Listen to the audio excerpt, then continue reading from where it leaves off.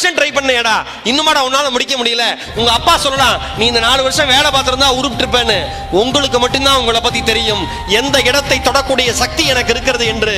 சில வெற்றிக்கு சில காலங்கள் எடுத்துக்கொள்ளும், சில வெற்றிக்கு சில காலம் வேணும். இன்னைக்கு ஈரோடு மகேஷுடைய பேச்சு இன்னைக்கு இவ்வளவு தூரம் உட்கார்ந்து கேட்கறாங்கன்னா, எனக்கு பின்னாடி 15 ஆண்டு கால உழைப்பு இருக்கு, 15 ஆண்டு கால அவமானம் இருக்கு, 15 ஆண்டு கால விமர்சனம் இருக்கு.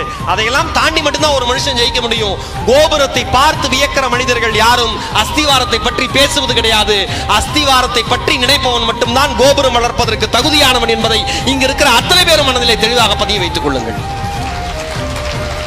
வெளில இருந்து பாக்குறவனுக்கு, ஓ சூப்பர் ஈரோடு மகேஷ், அப்பா பயங்கர நல்லா சம்பாதிக்கிறார், சூப்பரா இருக்காரு. 5 வருஷம் நாய்படாத பாடுபட்டு வந்திருக்கோயா. யாருக்கும் அந்த வெற்றி அவ்வளவு எளிமையாக தெரியாது. ஒரு விஷயம் நம்மால எல்லாம் வச்சிருக்கான், அவன் படிச்சு அவன் ஜெயிச்சு அவன் உழைச்சு அவன் வாழ்க்கையில சக்சஸ் ஆயிட்டானா அதுக்கு பேர் உழைப்பு. அவன் கஷ்டப்படுறான், அவன் படிக்கிறான், அவன் அசிங்கப்படுறான், அவன் ஜெயிச்சிட்டானா கஷ்டப்பட்டு உழைச்சு ஜெயிச்சேம்மா. இதே பக்கத்துல இருக்கிறவன் அதே பண்ணானா எல்லாம் அதிர்ஷ்டம், கம்ப்ளீட்டா அதிர்ஷ்டம்.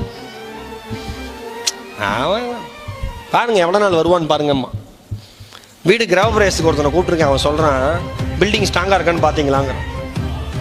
கூப்பிட்ட முதல் நாள் எவ்வளவு எண்ணத்துடைய மனிதரை நான் கூப்பிட்டுருக்கேன் பாருங்க. நான் சொன்னேன் அதுக்கு, இங்க மட்டும் நிக்காதீங்க சார், எப்ப வேணா கல்லூடு உடனே. நாம ஜெயிச்சா அதுக்கு பேர் உழைப்பு, அடுத்தவன் ஜெயிச்சா அதுக்கு பேர் அதிர்ஷ்டம். நம்மால என்ன வேணா சொல்லுவான், கவலையே படாதீங்க, ஓடிக்கிட்டே இருங்க.